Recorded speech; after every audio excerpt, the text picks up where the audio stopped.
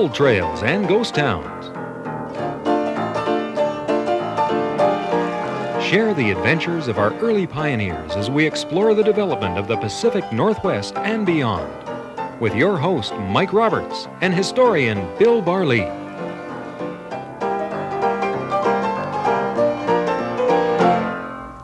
Welcome to Gold Trails and Ghost Towns. Mike Roberts with you, along with our historian, storyteller, and raconteur, Bill Barley. We're heading to the north-central part of British Columbia, and I always sort of, my concept of gold and stuff ends at Barkerville, but a lot of things happened around what we call Prince George today. Mike, we're talking about, I think, what I consider a great story of the original Prince George. Now, we're talking about three towns. We're talking about Fort George, we're talking about South Fort George, we're talking about Prince George. We're talking about three companies. We're talking about the British Columbia Express, which had Sternwheelers and stagecoaches and Winton cars. We're talking about the Grand Trunk Pacific, and we're talking about the Hudsons Bay Company, the Honorable Company. And we're talking about two rivers. We're talking about the Chaco, and we're talking about probably the greatest river outside of the Columbia and British Columbia, the Fraser River. So in this context, with these rivers and these companies and this stuff, we will assess the three Georges of the central interior British Columbia. We'll do that right after this break.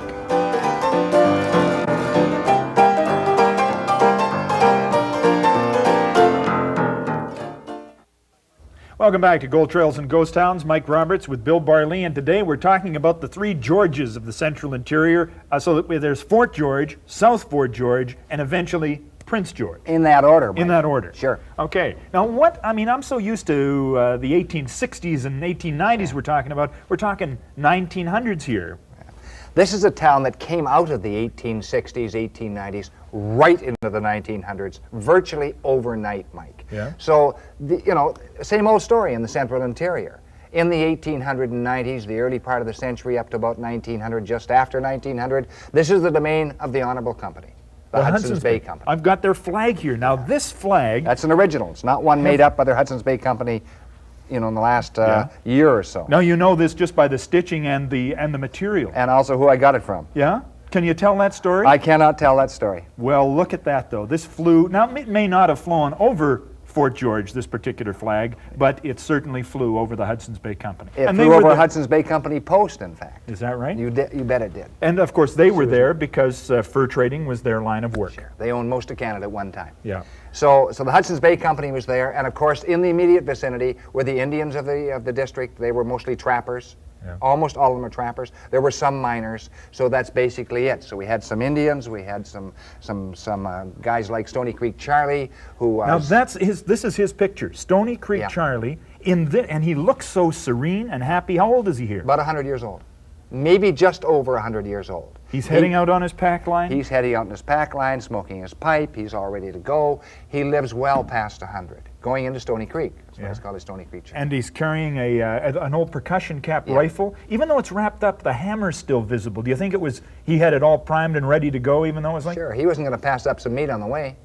Right, so he's there, the Hudsons Bay Company's there, just a few miners, because they're heading, I guess, north or south from there. And this is the photograph, the other photograph we're looking at is the Hudsons Bay Company fort, and this is Fort George. Okay. This is the first key to the whole puzzle. Now, the second key comes in 1903. New government in Canada, Sir Wilfrid Laurier. He announces, one of his first announcements, 1903, that he is going to extend the Grand Trunk Pacific to the Pacific coast. And he says where it's going to be extended, and it happens to hit in the Fort George area. Now, of course, all the speculators in British Columbia, their ears perk up. Two of them jump in there. Yeah. The two Hammond brothers, William and George.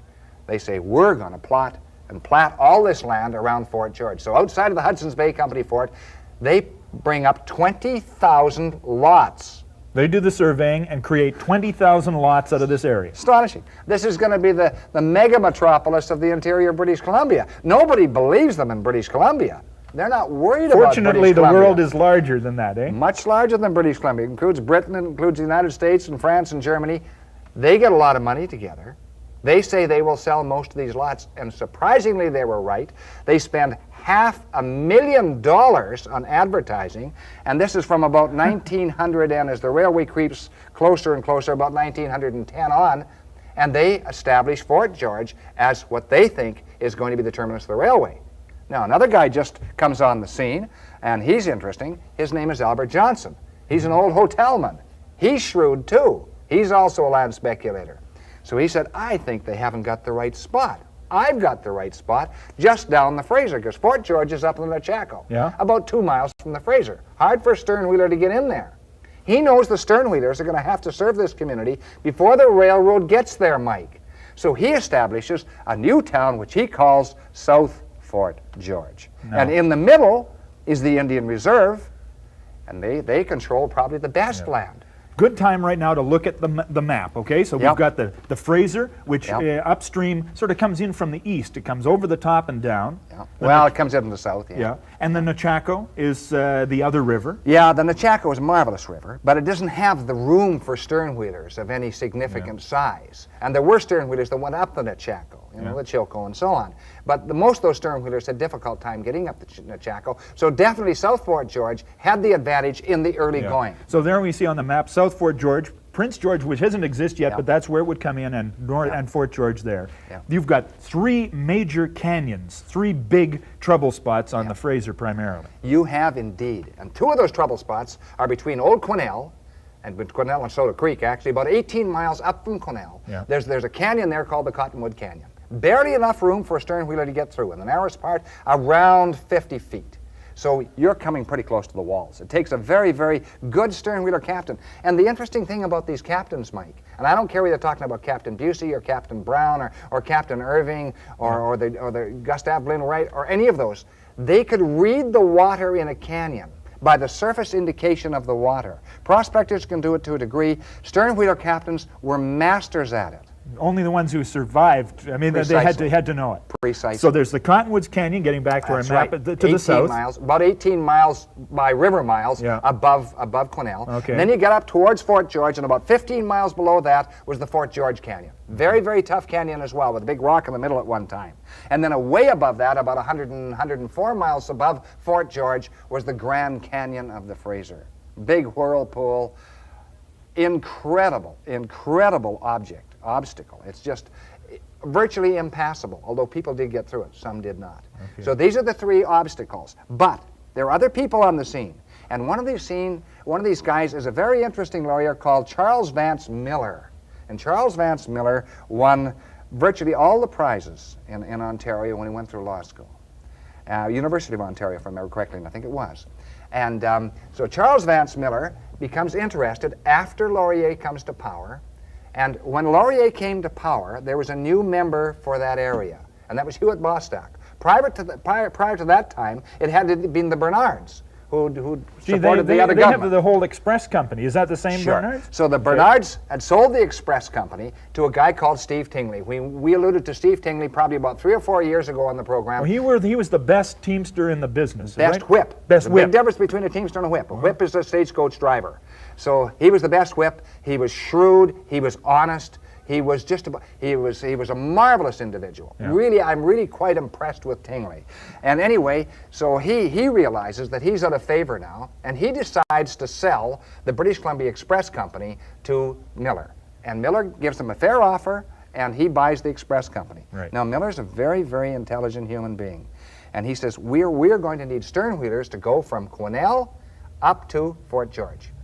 So he builds a Sternwheeler in 1910. But before that, they tried to, I must tell you, they tried to test one of the canyons. And this was the Cottonwood Canyon. A guy named Brown, who eventually became the captain of the BX, which was the first Sternwheeler built by the British Columbia Express Company, and Captain John Irving, who was well known in British Columbia steamboating circles. They decided to test the canyon, which is the Cottonwood Canyon. The Cottonwood Canyon isn't very, and they weren't used to the river, so it isn't very wide. They decided to line up. That's using a capstan, which is a kind of sort of winch yourself up. That's right, winch yourself up the river. And they had these just bolts or rings that hung ring out bolts right into the canyon wall. So they get about 3/4 of the way up the river, and there are a bunch of people on the boat. They know they're all safe because they're winching up the river. One of the ring bolts gives way. Well, the bolt just goes like this, rip right around, and Brown, who was a marvelous, marvelous captain, was able to miss the wall just by a fraction. So this Sternwheeler is coming through Cottonwood Canyon sideways at first. He has to turn it around because the Sternwheeler's almost 100 feet long. He was on the, I think he was on the Charlotte. Yeah, it was the Charlotte. And so he turns it around, misses the wall by about 1 foot. When they came down the bottom, they looked at it again and said, I don't think we'll try it again today. So they didn't try it again today. And they built a new Sternwheeler. And this was the famous BX. Yeah. Now, the BX was about 127 feet long. It only drew about 20 inches of water. Carried 130 passengers. With 130 passengers and 100 tons on board, it only drew 30 inches of water. So it literally skimmed the surface of the Fraser. And the marvelous thing about Brown is that he was such a master. And this ship was said to be too wide. And it was. It was pretty wide. It was about 30-odd feet wide. So they said they couldn't make it through the canyon. Well, it did make it through the canyon. And it was called the White Elephant at first. Well, they didn't. Why? Did they just because it was too wide? They just their competitors spread the news it'll never get through the canyon, and people would all perish on board, and all the rest of it. Didn't pay attention to it at all. Eventually, it became Queen of the North. So a more appropriate from the White Elephant of the Fraser to the Queen of the North. All right. And lots of stories about all these Sternwheeler captains. The second major boat launched on the river was the British Columbia Express. The first one was the BX. Yep. The second one was the British Columbia Express. And the second one was really in charge of a captain who may or may not have any equal as far as color is concerned. He'd been on the Yukon River, he'd been on the Skeena River, and finally he comes down to the Fraser. What's this guy? Who's this guy? Captain Busey. Busey. B-U-C-E-Y. And if you read Willis J. West's story in 1949 British Columbia Historical Quarterly, and it's a marvelous story of the Sternwheeler captains. And Willis J. West has long passed on, but he was a great historian. He's very readable. Yeah. He's very readable.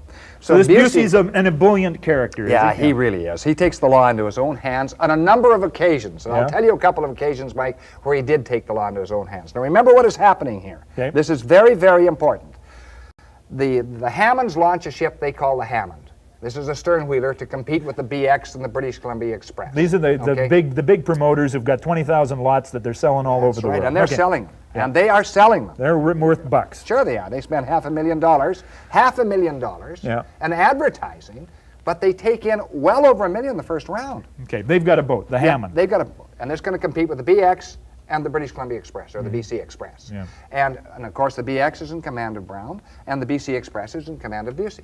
And Busey starts going up and down the river. And remember, the captain is the law on board his ship. Marrying and burying and everything in between. Virtually, he can do that. That's right, especially in those days, even in the inland waters. So he is going upriver. He's going from Quesnel, and there's a gambler on board. And the gambler is not a tin horn. Yeah. He's a straight gambler. Okay? Got a little financing behind him. Right, and he tells Captain Busey exactly what he's going to do, and we're going to start a little poker game, which they do, and everybody gets in on the act. There are laborers going in, and there are salesmen coming back and forth, and people going in to buy lots. So they start a little game. It gets out of hand a little bit. So too much money on the table. Well, a little bit too much. And there's $200 in the pot. And unknown to them is a new member of the British Columbia Provincial Police. This was totally out of character, this story, for the BC Provincial Police, because I have a lot of time for them. Good police force. But this guy was a little bit different. He looks at that pot. Maybe too green. Yeah, a little too green. Okay. When he's sent on assignment into that area, he looks at that pot and says, this is against the law. And he seizes the pot. $200. That's big money. And he repairs to his cabin. Well, they go and tell the purser, and the purser tells Captain Busey, and Busey says, oh. So he goes back to the cabin of the British Columbia police officer, who is unnamed. He said, I think you should give that money back. The guy says, no. Then Busey sends word when he gets back, send half of it back. You can keep the rest. He bid at it. The policeman goes for it. Policeman sent $100 back, kept the rest. Now he'd accepted a bribe. Oh, danger. So Busey sends two of his deckhands out, sees the constable, bring him down in front of all the gamblers and all the people there, and dresses him down in some of the most colorful language ever heard on the Fraser River, before or since. He'd been 20 or 30 years a steamboat captain, and the expletives he used, some people had never heard before. And, it was really quite astonishing. They say people remembered it for years afterwards. What happened to this? And the guy grew from 6 feet right down, he shrunk down to about 1 foot. Yeah. And eventually he said he was going to throw him on irons, amongst other things, and eventually he just disgorged him at South Fort George, and he was sent back immediately in the next boat, not with Busey, by the way. And so this is what Busey was like. Yeah. And another time, Busey was running running the Grand Canyon. Now the Grand Canyon, this is upstream from Fort George? About 104 miles upstream from Fort George. Okay. And it was so vicious. There was a huge whirlpool in the Grand Canyon. So if they sent down barges loaded with supplies, they figured on losing 10 to 15% of the barges. And that meant 10 to 15% of the lives. And downriver, all through these years, they'd pick up bodies in various eddies of the Fraser River, all the way downriver from the Grand Canyon. And so he decided to tackle the Grand Canyon once, and got up there and got caught in the whirlpool. Busey would tackle anything, you know. And he got caught in the whirlpool, and the sternwheeler goes round and round and round, and there was a guy on board, a businessman, who was absolutely white, just white with fear. And sternwheeler got so close to the side, it scraped the side of the canyon. He saw a ledge and jumped off. And managed to hang on to the ledge. And eventually, of course, Busey got the sternwheeler out of the sternwheeler, goes downriver a little bit, hangs up on the shore and says, how are we going to get this guy out? Because the ledge is way down towards the river. There's sheer cliff above him. So he sent 2 deckhands out with a line of rope, and they sent the rope down to the guy. He wouldn't take the rope. He didn't want to do it. So they had to send one of the smaller deckhands down, tie him onto the rope, and bring them both back up, which they did. And really quite astonishing. The guy was still there, because it took about an hour and a half to get to him. Yeah. And they had to put him back on ship and give him a good stiff shot of brandy. And Busey, amongst other things, he considered himself the law. Another time they were running from the Grand Canyon. They're coming down just below the Grand Canyon, and this is very, very swift water. And the Fraser's a very treacherous river in spots, Mike. And so they're coming down from the Grand Canyon, and they see a white flag on shore. That's a sign they're supposed to pull on for passengers or something. He pulls right in. He pulls right in, and there are 20 laborers, construction workers, sitting there. So they jump on the boat, and the purser goes up and says to the first guy, big guy, says, your fare is such and such, so many dollars. He says, I'm not going to pay. Well, the purser realizes he has a real problem. This guy doesn't pay. None of them are going to pay. And he looks around, they're all grinning. They're not going to pay. He sends word to Busey, and Busey comes down and says, you got to pay your fare. The guy says, I'm not going to pay. Busey says, deckhands. 2 deckhands come up. They grab this guy by the shoulders, throw him overboard. Over he goes, into the river, running fast. The river's running fast. Busey doesn't even pay any attention to him. He pulls the sternwheeler out sternwise, and he pulls down the river. And believe it or not, the sternwheeler was going downriver. This guy got a fast part of the current. He passes the sternwheeler, swimming to save his life. Swimming to save his life. He actually passed the sternwheeler going downriver, and of course his companions are just absolutely awestruck at this display. They ponied up all their fare without another word, and no more problem with Busey or with the fare or anything else. Well, I mean, what happens to South Fort George and Prince George and all these kind of things? What happens is now that Charles Vance Miller decides to get in the act. He sends an emissary in to buy the reservation from the Indians. He pays them $100,000 cash, which was a lot then. The railroad company, the Grand Trunk Pacific, finds out about it.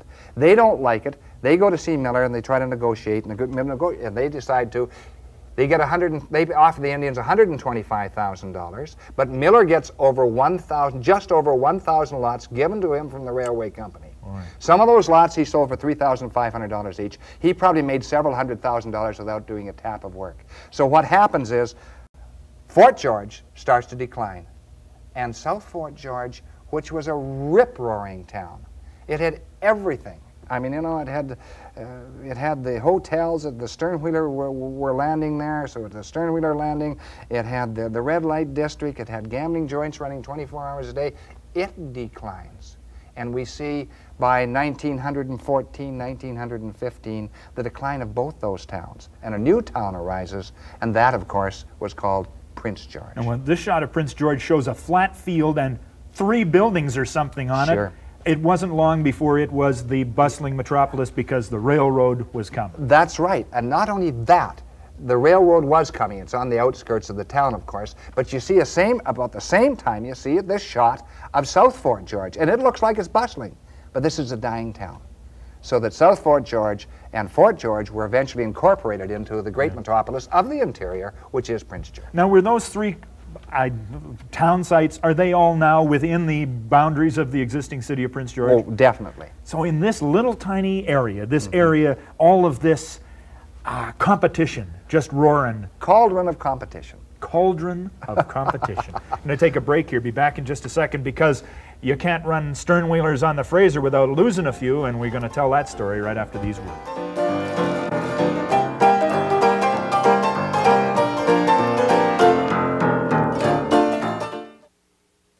There are treasures and there are treasures. I'm holding a BX Express piece of china here, but gosh, Bill, I can't see past the gold, which is also in here. This has to do with a couple of treasure stories. Okay. Well, essentially it does. The British Columbia Express Sternwheeler, this came off the Sternwheeler. Yep. These type of plates were on the Sternwheeler. They did up it as well as the CPR. They were as proud as the CPR. Indeed, a marvelous company, the British Columbia Express. And the thing is, why the gold coins and why the silver coins are there, Mike, because there are an undefined number of treasures in the river between Quesnel and between the Grand Canyon.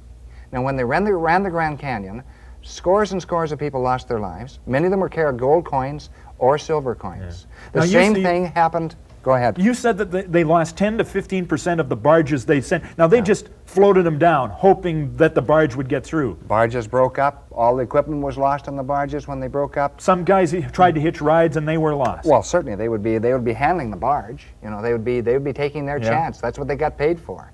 And so they would go down with everything that they had, all the portable cash, their guns, their coins, and all the rest of it.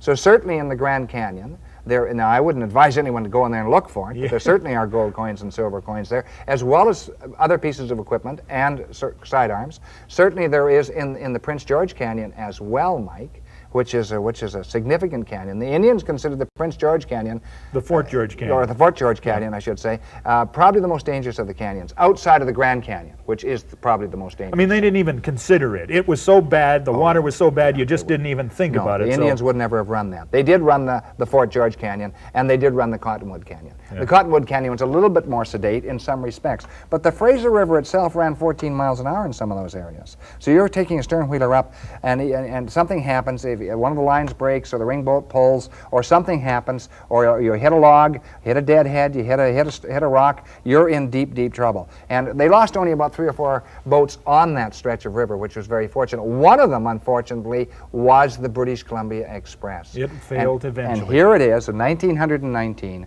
after practically a decade on the river, Mike, and there it is, slowly listing, and eventually it was carrying cement, and it was simply overloaded.